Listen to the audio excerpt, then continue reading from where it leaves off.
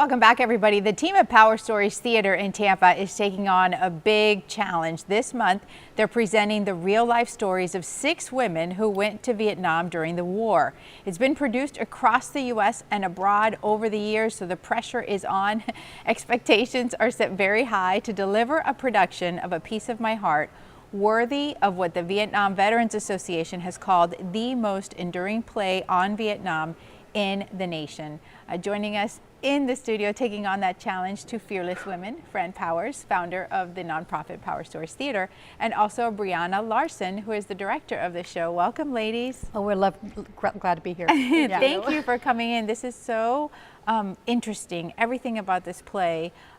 Fran, let's start with you. Explain to our viewers what's the main storyline.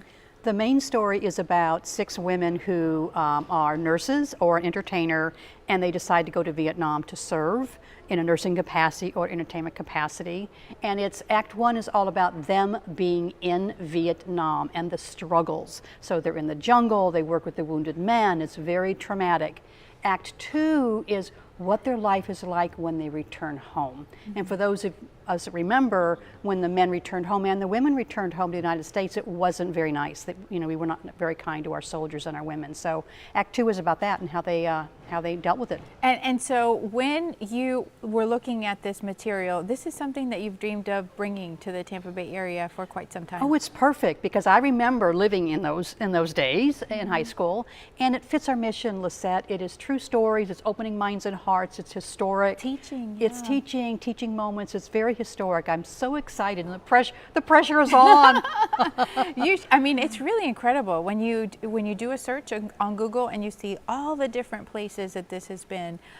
So for you, Brianna, what are the logistics of putting on a play like this? You've got a tight space, and then you have to make people feel like they're in the jungle or they're in DC at the Memorial Wall. Like, how do you do that? Yeah, when me and the cast took this on, we realized we're a group of young people. None of us were actually alive during this time period that we're trying to portray. So we did a lot of research. We watched documentaries, we read memoirs and books, and saw movies, the classic Vietnam films, and we really immersed ourselves in that to try and capture it. And when I think about this era, I always think to the music. So you're going to hear a lot of really incredible music played live, and you'll hear recordings of it as well. That really sets the tone, I think, for that. So we do move a lot of between a lot of different spaces, and the sound design is what I'm super impressed with. I think it'll really it'll make you jump, it'll make you cry, it'll really transport you to all those places. It's certainly a conversation we're going to continue on Facebook, because we could just go on and on about this forever. Here's the information on your screen. The play starts on February the 8th, goes until the 25th.